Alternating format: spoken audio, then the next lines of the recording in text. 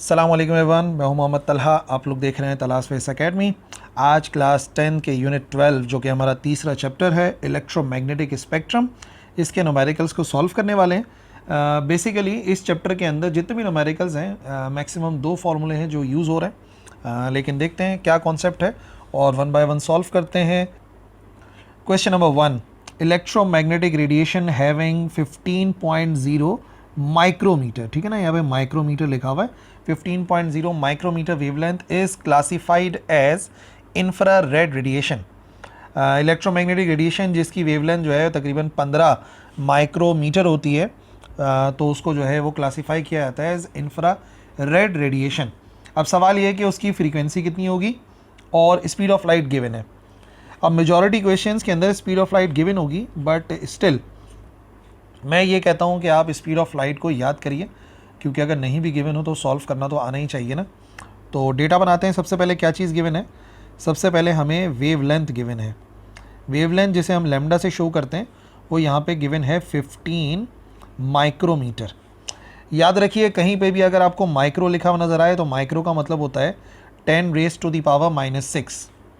तो अगर हम इसको कन्वर्ट करेंगे तो क्या बनेगा? बनेगा 15 माइक्रो की जगह पे आएगा 10 रेज टू दी पावर -6 और मीटर अपनी जगह पे रहेगा।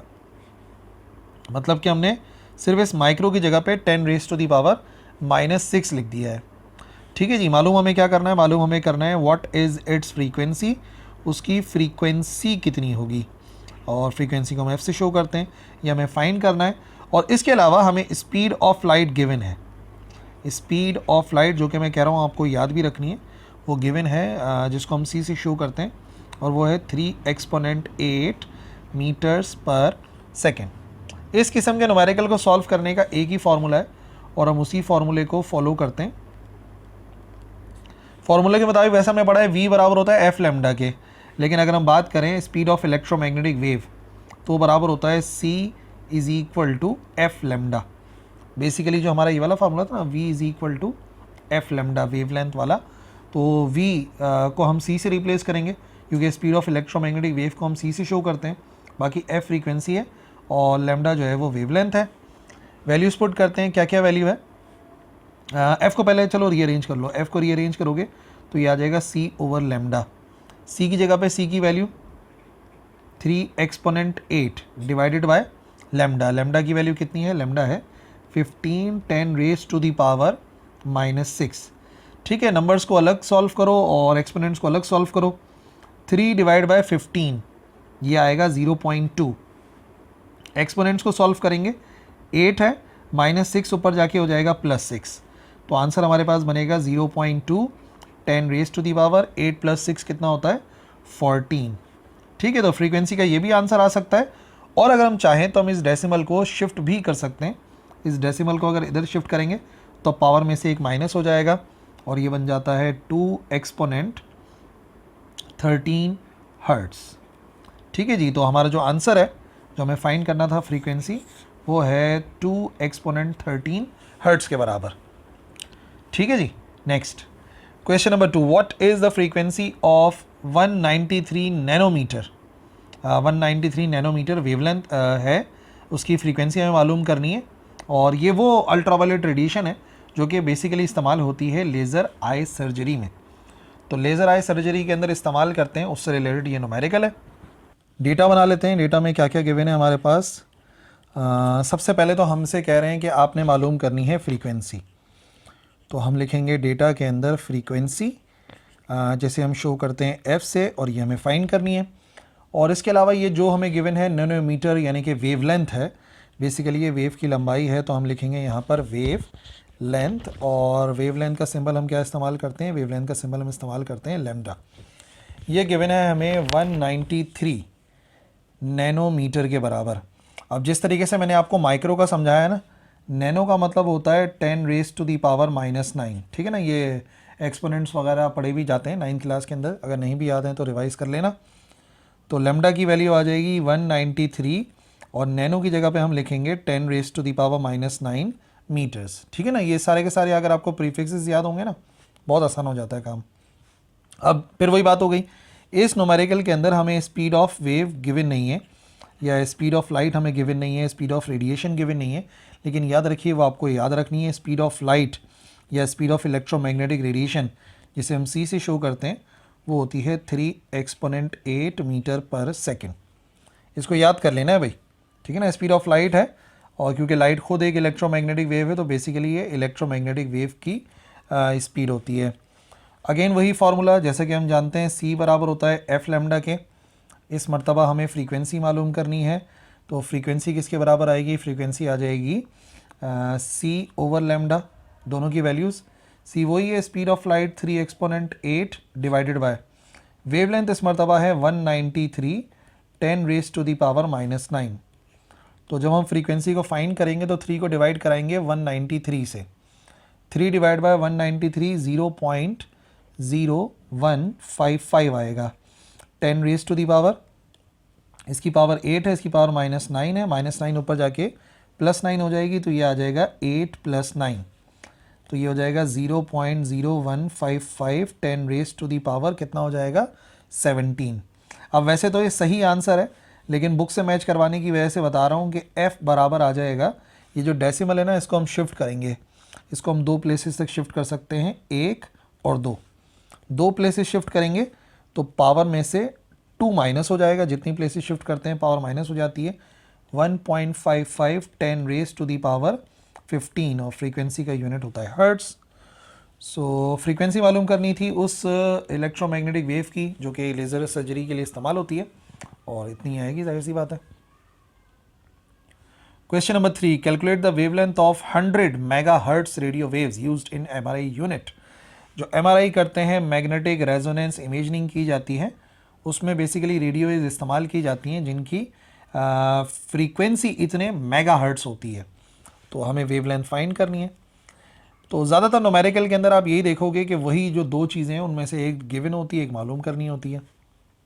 फ़िलहाल हमें कैलकुलेट करनी है वेवलेंथ, तो हम डेटा यही बनाएंगे कि हमें वेवलेंथ मालूम करनी है। वेवलेंथ जैसे हम शो करते हैं लैम्डा से, वो हमें मालूम करनी है, और गिवन इस मर्तबा हमें फ्रीक्वेंसी है, ठीक है ना, फ्रीक्वेंसी दी गई है जिसको हम f से शो करते हैं 100 मेगा हर्ट्स, ठीक है। अब ये जो मेगा लिखा हुआ है ये आपने याद रखना है, मेगा का मतलब होता है 10 raise to the power +6।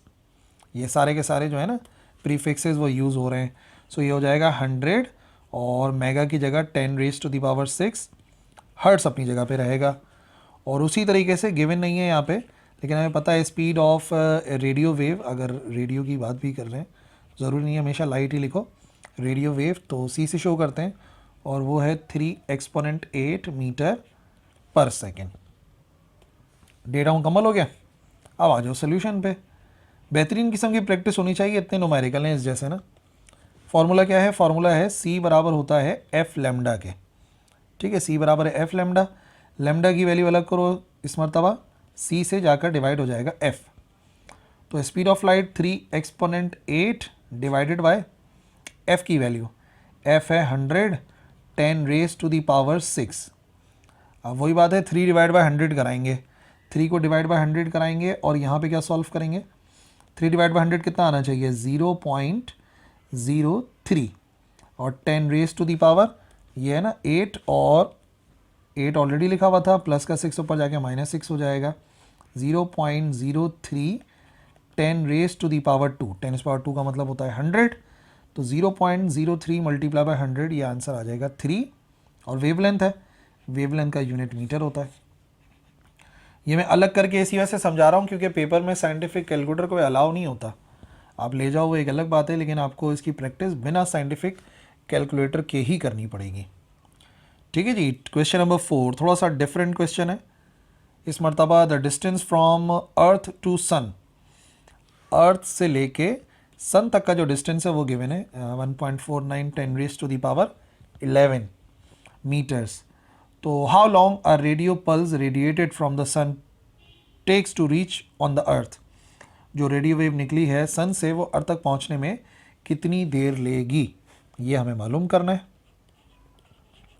Time मालूम करना है, डिस्टेंस गिवन है। तो सबसे पहली बात ये जो है ये हमें गिवन है डिस्टेंस, कहाँ से कहाँ तक का, फ्रॉम सन टू अर्थ, तो पूरा नहीं इतना ही काफ़ी है। डिस्टेंस कितना गिवन है 1.49 10 raise to the power 11 meters. ठीक है ना, ये आ गया हमारे पास डिस्टेंस। तो कितनी देर लगेगी, देर का मतलब टाइम कैलकुलेट करना है, टाइम को शो करते हैं टी से। और क्योंकि रेडियो पल्स है तो रेडियो पल्स रेडियो वेव की स्पीड से ट्रैवल करती है, और स्पीड ऑफ रेडियो वेव काफ़ी मरतबा कैलकुलेट कर चुके हैं। स्पीड ऑफ रेडियो वेव को हम शो करते हैं सी से, और वो होती है 3 एक्सपोनेंट 8 मीटर्स पर सेकेंड। ठीक है जी। लेकिन इस मरतबा देखो वेवलेंथ और फ्रीक्वेंसी का चक्कर नहीं है, इस मरतबा डिस्टेंस, टाइम और स्पीड। अब डिस्टेंस, टाइम और स्पीड का हमें एक ही फार्मूला पता है। जो स्पीड का फार्मूला होता है v बराबर होता है displacement covered by a body divide by time, या स्पीड की बात करें तो distance covered by a body divide by time. अब क्योंकि हम रेडियो वेव की बात कर रहे हैं तो इन दिस केस क्या बनेगा, इस केस में c लिखेंगे, s लिखेंगे और t लिखेंगे। तो बेसिकली हमें क्या मालूम करना है, हमें t मालूम करना है। तो s से जाके c जो है वो डिवाइड हो जाएगा। तो हम लोग कैलकुलेट कर लेंगे कितना टाइम लगेगा पहुंचने के लिए, क्योंकि हाउ लॉन्ग पूछा गया ना, कितनी देर लगेगी ये हमें मालूम करना है। सो डिस्टेंस की वैल्यू कितनी है, डिस्टेंस है 1.49 10 raise to the power 11 divided by speed की क्या वैल्यू है 3 एक्सपोनेंट 8। ठीक है जी, 1.49 और फिर ये आ जाएगा हमारे पास, इधर सॉल्व कर लेंगे 1.49 divide by 3,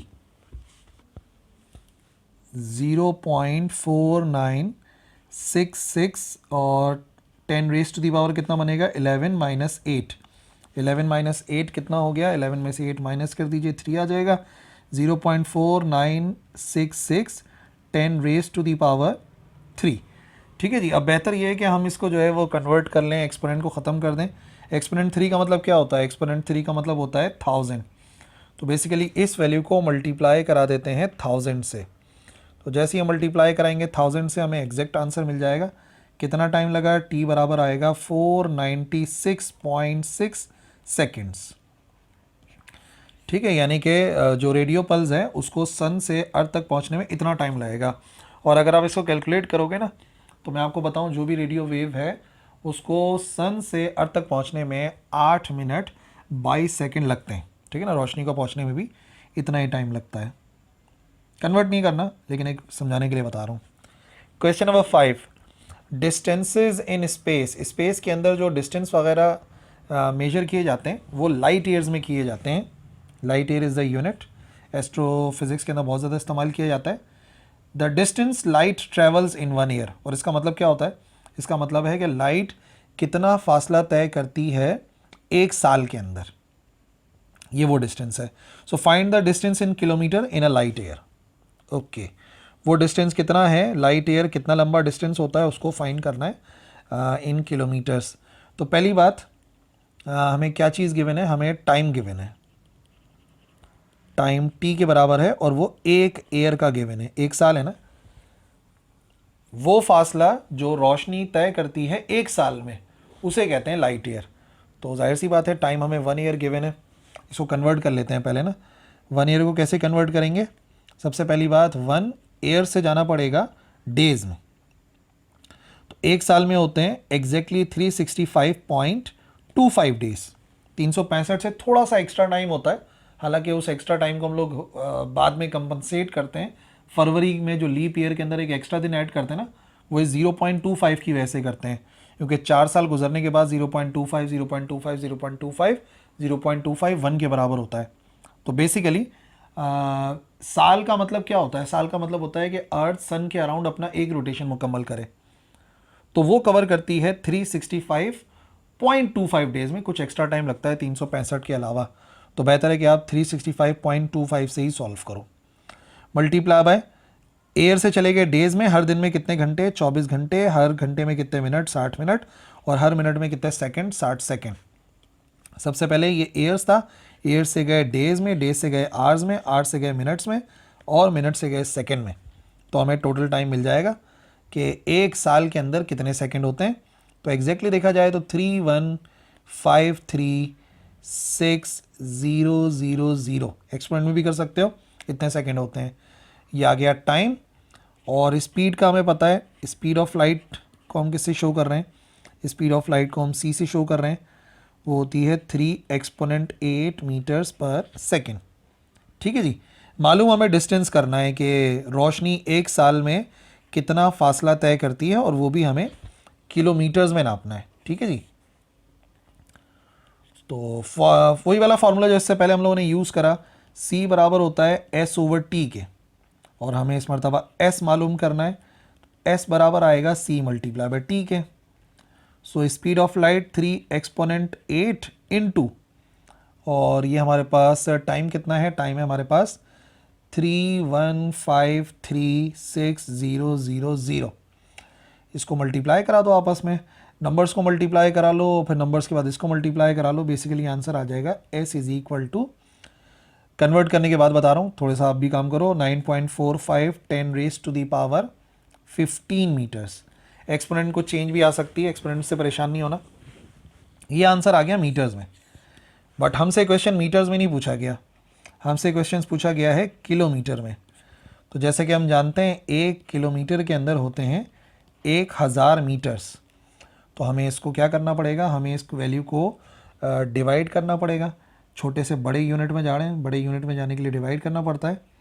s is equal to 9.45 10⁻15 divided by 1000, या 1000 को पता है हम क्या लिख सकते हैं, हम लिख सकते हैं 9.45 10⁻15 डिवाइडेड बाय 10⁻3। तो डिवाइड करने के बाद 15 माइनस 3 करेंगे एक्सपोनेंट्स को, तो ये आ जाएगा 9.45 10⁻12 किलोमीटर्स। याद रखिए वो फासला जो रोशनी तय करती है एक साल में, जिसे हम लाइट ईयर कहते हैं, वो बराबर होता है 9.45 10⁻12 किलोमीटर्स के। Number 6, what is the frequency of green light with a wavelength of, wavelength given है, फ्रीक्वेंसी मालूम करनी है, स्पीड तो आपको पता ही पता है। चलिए फिर भी सॉल्व कराते हैं, हो सकता है कोई कन्फ्यूजन हो तो वो दूर हो जाए।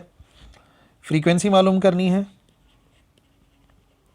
फ्रीक्वेंसी यानी कि f, और वेवलेंथ हमें गिवन है,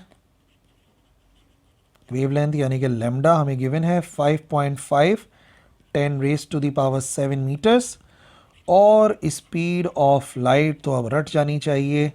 स्पीड ऑफ लाइट जिसे हम c से शो करते हैं वो होती है 3 एक्सपोनेंट 8 मीटर्स पर सेकेंड।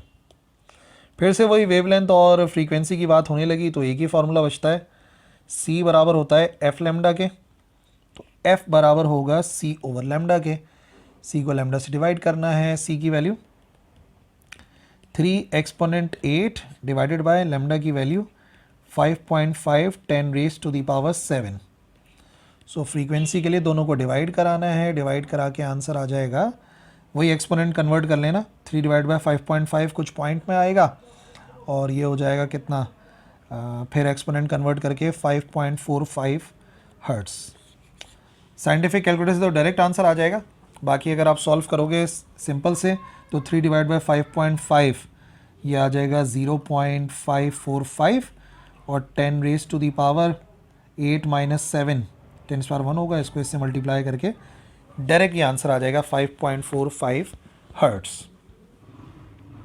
फाइनली लास्ट क्वेश्चन बचता है, एक टिपिकल हाउस होल्ड माइक्रोवेव जो है वो ऑपरेट करता है इतनी फ्रीक्वेंसी पर, गीगाहर्ट्ज, 2.45 गीगाहर्ट्ज। तो इसकी वेवलेंथ कितनी होगी, अगेन वही सवाल और अगेन वही सोल्यूशन। अच्छा है, प्रैक्टिस करवाते हैं आपको। फ्रीक्वेंसी, तो फ्रीक्वेंसी को शो करते हैं f से 2.45 गीगाहर्ट्ज। गीगा का मतलब याद रखना है, गीगा का मतलब होता है 10⁻9। तो वैल्यू पुट करनी है 2.45 10⁻9 हर्ट्ज, और वेवलेंथ हमें मालूम करनी है, तो ये आ जाएगा वेवलेंथ जिसको हम लैम्डा से शो करते हैं। और इसके अलावा जो कि याद ही रखना है, बार बार मैं बताया, वो है स्पीड ऑफ लाइट जिसे हम c से शो करते हैं 3 एक्सपोनेंट 8 मीटर्स पर सेकेंड। ठीक है जी, डेटा मुकम्मल हो गया। अब आ जाइए दोबारा से सॉल्व करते हैं। c बराबर है, जैसे कि हम जानते हैं c बराबर होता है f लैम्डा के, और हमें वेवलेंथ चाहिए तो c डिवाइड बाय f आएगा। c की वैल्यू कितनी है, c की वैल्यू है 3 एक्सपोनेंट 8 डिवाइडेड बाय f है 2.45 10 रेज टू द पावर 9। तो सबसे पहले डिवाइड कराते हैं, 3 डिवाइड बाय 2.45, ये आंसर आ जाएगा 1.22 और ये बनेगा 10 raise to the power, sorry ये 5 नहीं था, 10 रेज टू दी पावर 9 है। सो 8 माइनस 9 ये हो जाएगा -1 और फिर 10 रेज टू दी पावर -1 को मल्टीप्लाई कराएंगे 1.22 से, तो ये हो जाएगा 0.122 मीटर्स। यानी कि जो वेवलेंथ इस्तेमाल होती है हाउस होल्ड माइक्रोवेव अवन के अंदर, उसकी वेवलेंथ होती है 0.122 मीटर्स। ठीक है जी। सो ये थे हमारे न्यूमेरिकल यूनिट 12 यानी कि इलेक्ट्रोमैग्नेटिक स्पेक्ट्रम के। आई होप समझ में आ गया होगा। प्रैक्टिस करिए, प्रैक्टिस जारी रखिए। कोई भी कन्फ्यूजन हो लिखिए कमेंट सेक्शन में, I will reply. And that's all. Allah हाफिज़।